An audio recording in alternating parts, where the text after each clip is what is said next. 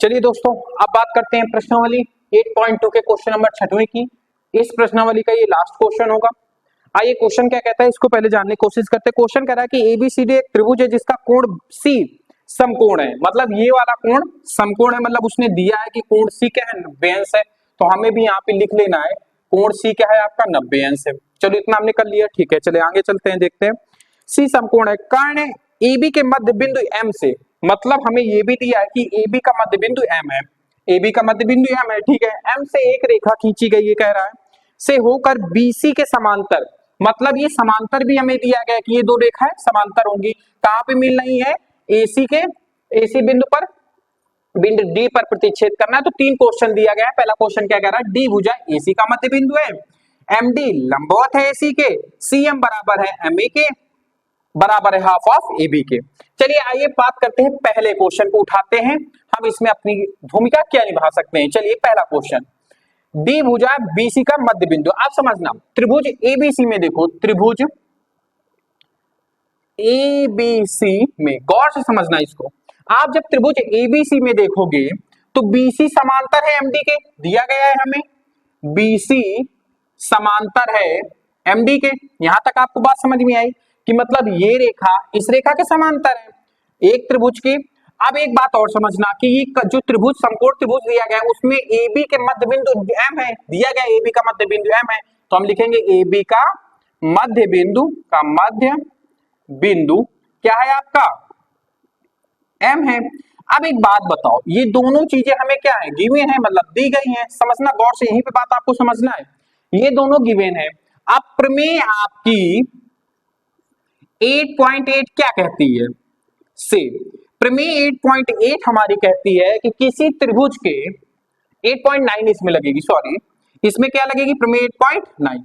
प्रमेय 8.9 क्या कहती है, प्रमेय 8.9 ये कहती है कि किसी त्रिभुज के एक रेखा के मध्य बिंदु से किसी दूसरी रेखा के समांतर रेखा जब खींचते हैं तो वो तीसरी भुजा के मध्य बिंदु पर जाके प्रतिच्छेद करते हैं, ये प्रमेय 8.9 कहती है। तो प्रमेय 8.9 से हम ये कह सकते हैं कि भाई MD इसका समांतर है और M बिंदु इन दोनों का मध्य बिंदु है, मतलब मध्य बिंदु से एक रेखा इसके समांतर है, तो ये कहां जाके प्रतिच्छेद करेगी, ये आपके AC के मध्य बिंदु D पर प्रतिच्छेद करेगी। तो आप हम यहाँ क्या कहेंगे, प्रमेय 8.9 से रेखा AC का मध्य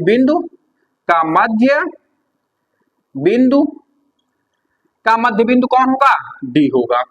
ठीक है, आप पूरी प्रमेय भी लिख सकते हैं, आप ऐसे भी कर सकते हैं।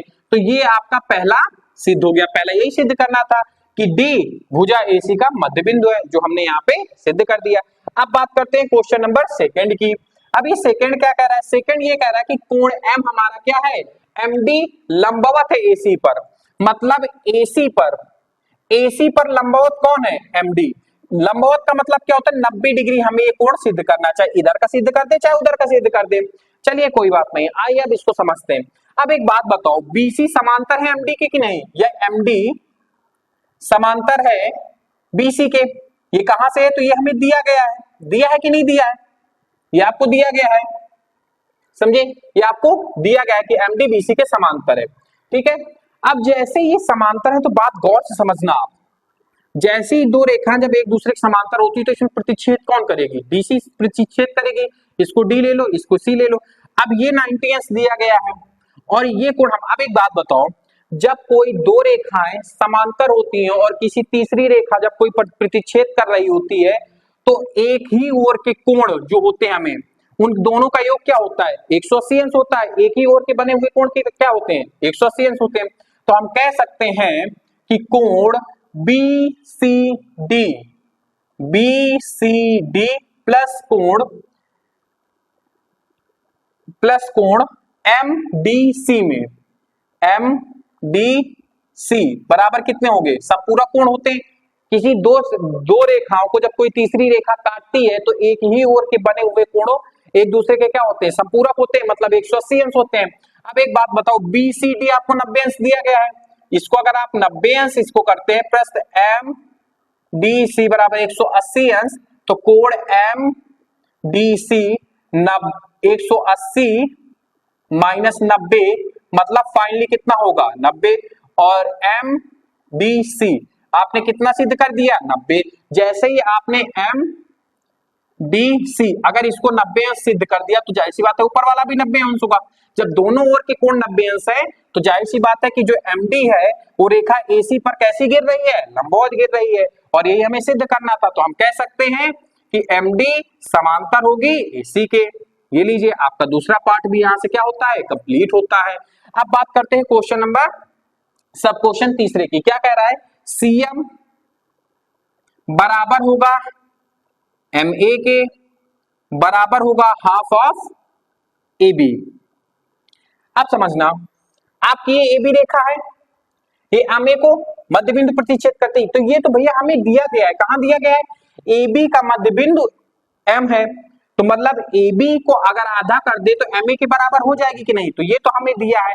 तो हम ये कह सकते हैं कि एम ए आधा होगा ए बी का, कहां से, ये हमें दिया है, इसको तो हमें छेड़खानी नहीं करनी है, भूल जाओ इसको।